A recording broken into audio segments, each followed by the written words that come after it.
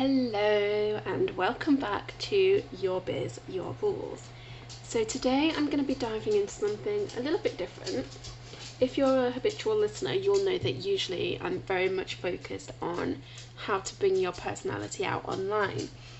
And today I'm going to delve a bit more into how to bring your personality out in your self-care. Because, okay, let me rewind a little bit and I'll tell you the motivation behind this post. A few weeks back, I had a few days off and I was scrolling through Instagram, just as you do mindlessly, flicking through the feed, and I just saw an overwhelming number of posts all about self-care that were just, well, seemed to me to be opportunities for like humble bragging, hair flicking, curated nonsense that really just show off things like fancy bath bombs and like colour coordinated macaroon and cupcake combos that just so happen to match your brand colours. I was just thinking, that isn't self-care. That is not self-care. That is you showing what you want to show. It's not real. It's not about refueling and rejuvenating. It's not about making yourself feel better. It's not about taking care of yourself. And that's exactly what self-care is. Self-care doesn't have to be Instagrammable. Self-care can be something that you do in private for your own enjoyment and your own nourishment and your own whatever. It's not about like showing off to the world, and it's not about curating this seemingly perfect life. It's not. So I thought it might be fun to really dig into, let's say, 20 different acts of self-care that aren't Instagram friendly but kick ass nonetheless. So without further ado, let's get to it. Okay, number 1, binge watch some reality TV without any shame or any guilt. Whether you are a die-hard member of Bachelor Nation or a Real Housewives aficionado or just a fan of doomsday preppers, find something that you can just use for the pure escapist qualities and just watch a few episodes without judging yourself, without having to like barter with a loved one for TV time. Just watch it for you. Okay, number 2, create a fun playlist and then just dance around like a crazy person, like nobody's watching, because chances are nobody is. Especially not if you're me and you work from home with the dogs. The dogs might watch. I actually do this fairly frequently. I like putting together playlists that embody a certain feeling or make me like get in a particular headspace, and they just really do keep me motivated and keep me in a positive place. A recent addition to my Spotify stash was my Fearless playlist, which was, 90% of that was actually curated on Instagram and Facebook. I asked my sort of community, my network, for the songs that really make them feel unstoppable, and then I pulled everything together in one kick-ass playlist. So I'll pop that link in the show notes if you want to borrow mine. Okay, number 3. Laugh along to a workout video from the 90s. You don't have to do the workout, you can just watch it for the entertainment value. I have all of Cindy Crawford's workout DVDs and I love them. They're brilliant. They're actually really good for the workout elements too. But my number 1 favourite of all time has to be Cher's. Cher's like aerobic step up thing workout from 1990, which is before I was even born, is just epic, and it is a true moment of heartbreak for me when I have to remember that I no longer have a copy. I used to have it on VHS, but I no longer have a video player. I haven't been able to source it on DVD or Blu-ray or YouTube or anywhere, and I am gutted. So if anybody knows where to find a copy of Cher's workout videos in 2018, then please do get in touch somehow, because I want to know. Okay, number 4, dig out a little area of your garden and plant stuff. And if you don't have a garden, use your windowsill, use a balcony, you have a plant pot outside your front door, just something. Plant a few seeds. I've really got into this recently, and I've got a few plants that are of a floral nature, and then I've also been experimenting with growing fruit and veg. I can't say I've had any fruit and veg appear yet, but my seeds don't appear to be dead, so I'm going to count that as a win. But there's something very cathartic about just like digging and raking and planting things and watering things and taking care of them.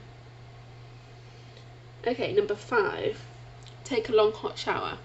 Notice I didn't say bath, although I am a big fan of a bubble bath.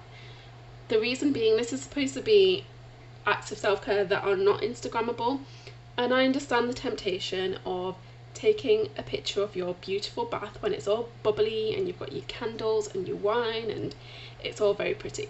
A shower, on the other hand, is not so photo friendly unless you have minimal shame. Number 6, go for a long walk somewhere and leave your phone at home, or go for a long walk somewhere with where you know there's going to be no signal, so there's no temptation to be like, oh, quick selfie, look at the landscape, look how pretty, blah blah blah blah blah. Just don't. Resist. Just go for a really long walk somewhere that you've never been before, where you can just be alone with your thoughts. Okay, number 7, find your comfiest, most threadbare pair of pyjamas and snuggle down on the sofa. Bonus points if there are dogs there, half a bonus point if there's a person there to cuddle. I would even give you points if you just like cuddle a pillow. I like to do that. I have a pillow that is actually beyond deformed now because it's sort of moulded to the inside of my body shape. But just be comfy, just let yourself be comfy and slouchy and lazy. It's just glorious. Okay, number 8, give yourself a pedicure. And the reason I'm saying pedicure and not manicure is that hands are perfectly lovely things to share on Instagram when you've got your nice nails done and everything's all pretty. Feet should never be shared. Why would you post pictures of your feet online? It's bizarre. I cannot get my head around why anyone would want to either look at someone's feet or show somebody their feet. No, no, no, no, no. So give yourself a pedicure. Number 9, dive into a big bowl of cheesy pasta, again with zero guilt.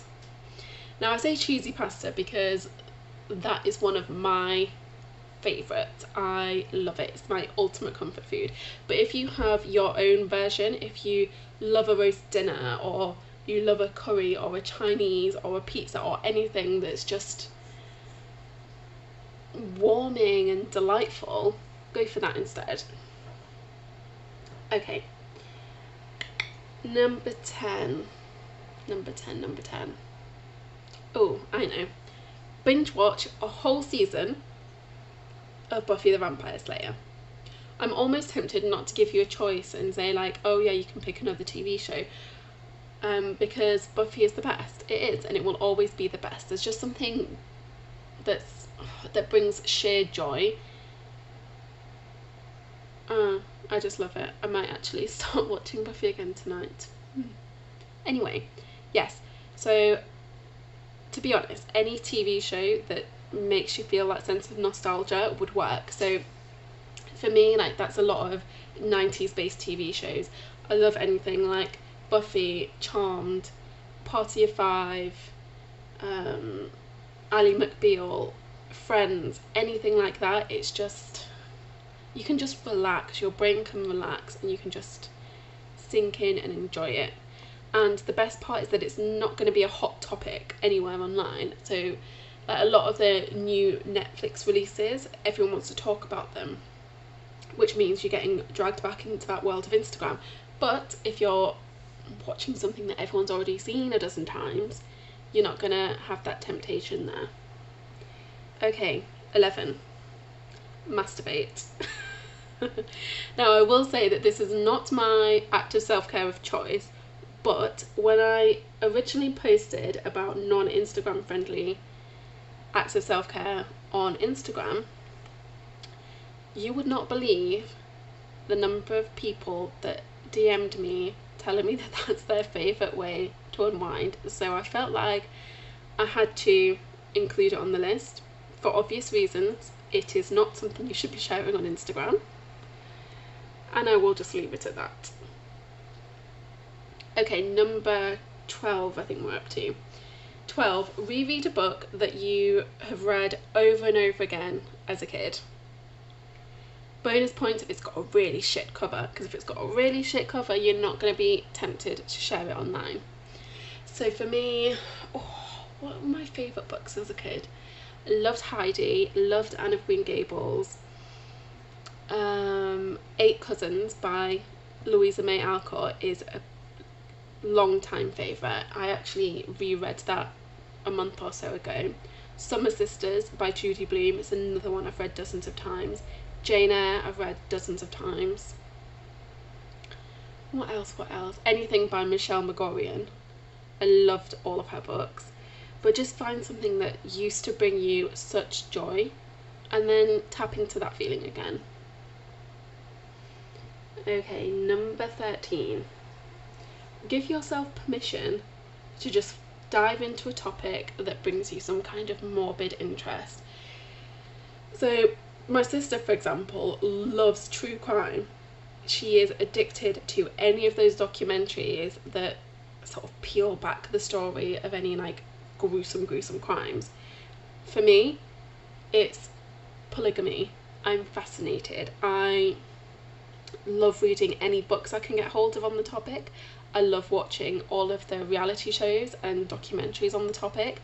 Like, TLC is basically my favourite channel because it just has so much for me to sink my teeth into. I love it. I mean, you might not be morbidly interested in something that has its own dedicated TV channel, but you can YouTube, you can research, you can Wikipedia to your heart's content, and just let yourself do that. Don't think, oh, it's a waste of time. Just enjoy it. Okay. Number 14. Oh, okay.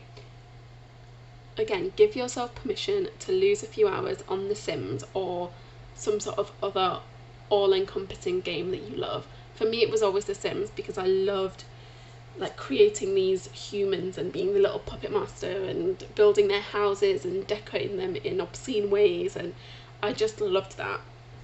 Like, my other half loves his games too. He's not a Sims player. He has his other games that usually involve like some sort of adventures and swords and stuff. But whatever your playing poison is, just have a couple of hours doing that. Just find a couple of hours where you can be alone and just do that without having to human. It's a pure delight. 15. Take yourself to the cinema and you will get big bonus points if your film of choice stars either Melissa McCarthy or Amy Schumer, because you are guaranteed to laugh your arse off. There is something so cathartic about having a good deep belly laugh. So watch something funny. Watch something really, really funny. Number 16. Find a mindless craft that you'd like to try and just give it a go. So things that I've done in the past are cross stitch, making rag rugs, zentangling, anything like that that honestly like takes 0 brain cells and just sort of a repetitive movement with your hands is perfect, because you can just let your mind wander and just keep your hands busy and really take that time for yourself. It's, I mean, like, look things up online, look quirky crafts up or something online and just see what you might like to give a go. I've seen some people making amazing dream catchers or weaving like cool tapestries out of old cut up t-shirts or making patchwork quilts or crochet or anything like that. Give it a go, have some fun. Number 17, take a nap. Again, this is not one for me. I am not a great sleeper at the best of times, and if I try and sleep during the day, I either get angry or ill. So I'm not a napper, but by all means, if you are, go for it. 18. Go sit in the garden or lie down on the sofa and just binge listen to a new podcast. I have a few faves at the moment, so one that I'm loving is The Joy Junkie Show. I'm also loving Kristen Kalp's That's What She Said. And then I have my like old businessy faves as well, like Amy Porterfield's podcast, Being Boss, and then I love Shari Teekman's podcast. I love Amber McHugh's podcast. I'm excited to listen to Alex Beeden's podcast when that comes out. Just find something that is either related to like life stuff or mindset or a hobby that you have. It could even be work, as long as there's an element of fun about it. Just listen to a few eps, enjoy it. Number 19. Research some interesting new recipes and plan your next week's worth of meals. I love a bit of meal planning. It is one of my biggest guilty pleasures to just read through recipe books and copy out recipes I want to try, and like make a Trello board for planning my meals and make like posters with meal plans on that I can stick to the fridge. It's so much fun. It's so much fun. I think I have to think about food this much, otherwise I would probably spend all of that time eating the food and I'd be the size of a house. So silver linings.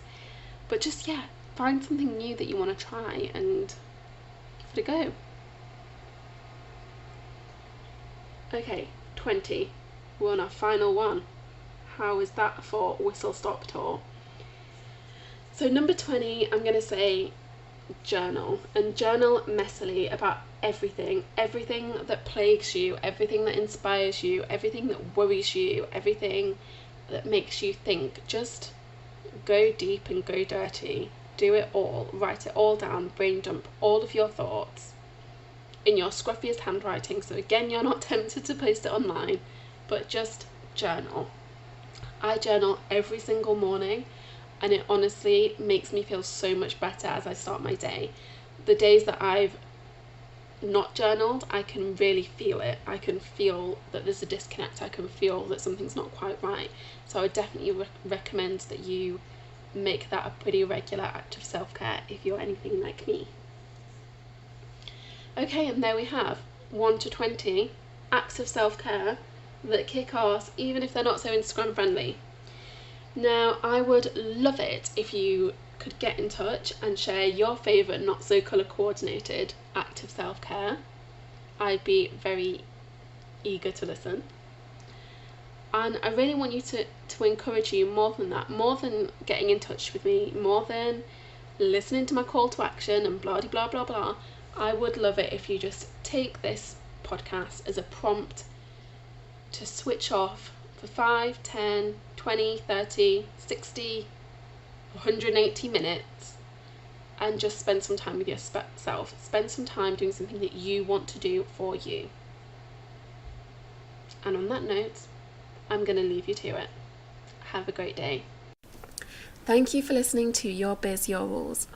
I hope you enjoyed listening to this episode as much as I enjoyed creating it.